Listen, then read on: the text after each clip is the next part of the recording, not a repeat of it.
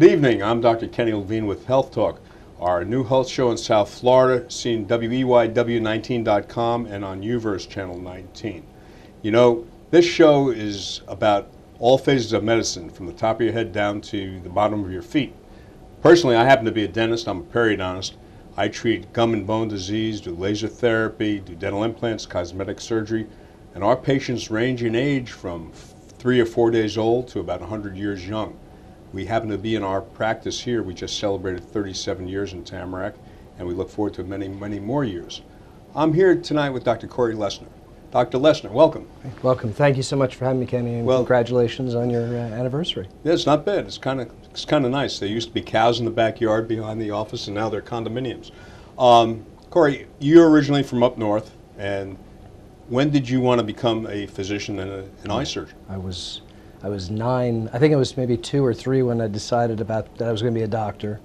Maybe the folks had something to do with that. And I have an uncle who's an ophthalmologist, so from the time I was 9 and I saw my first Lang series book with all the cool pictures in it, right, I decided that, eyes were for me.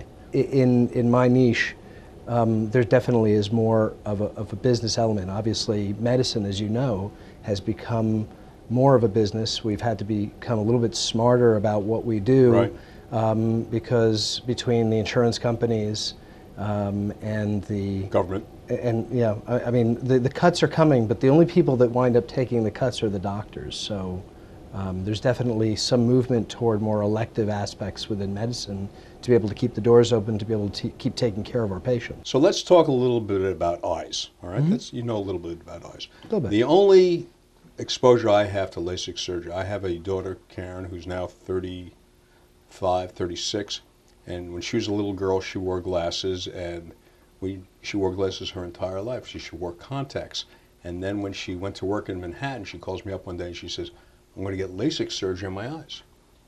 And I said, well, who's the doctor? So I got a little anxious because my kids had never been to a doctor, physician, dentist that I didn't know. She says, this is a doctor, and I called him up. I said, this is Dr. Levine, you're going to see my daughter Karen. I told him I was a little anxious. I said, do you do a lot of this? He says, this is all that I do, right, and you can come watch me. And I went up to Manhattan. He invited me in, and 10 minutes later, she went from 2,400 to being able to read the sign across the street. Yeah. Tell us a little bit how that has evolved. Yeah, it's truly incredible. And I was the first person to do the old Russian-style techniques, radiokeratotomy, as a resident at Tufts up in Boston in 1992. And what we were able to do back then was amazing. There was a gentleman named Casebeer that was standardizing this process that was brought over. And around 95, they started talking about this thing called the excimer laser that was used to etch computer chips for IBM.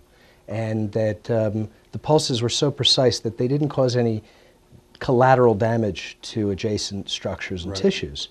And it was able to remove 1/4 of a micron, 1/4000th of a millimeter of tissue per pulse. And we're like, how could that work? You know? Mm-hmm. And so we then saw and understood how it would work. And first the procedures were done on the surface. The lasers were 10 hertz lasers, meaning they delivered 10 pulses per second. The laser that I'm currently working with is a 500 hertz laser. It delivers 500 pulses per second. They're much more, much smaller and more precise, so we're 50 times quicker. There were no tracking systems back then when we were doing the treatment.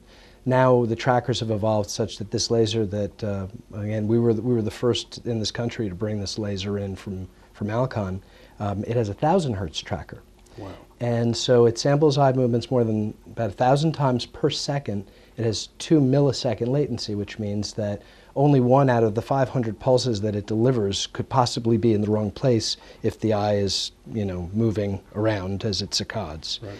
So, again, those didn't have trackers. Then at that time we were doing the procedures on the surface back in 95 when we started, before the transition to LASIK, which happened in around 98.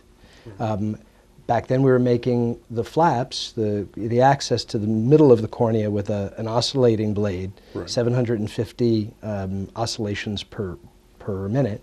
And now we're making the flaps with what's called a femtosecond laser, which delivers about 1 million pulses now in 6 seconds. When we first started using them, the procedure would take about a minute.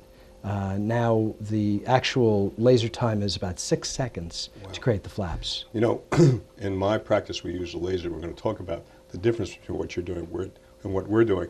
We'll be back in a moment. This is Dr. Kenny Levine with Health Talk. We'll see you soon. Thank you.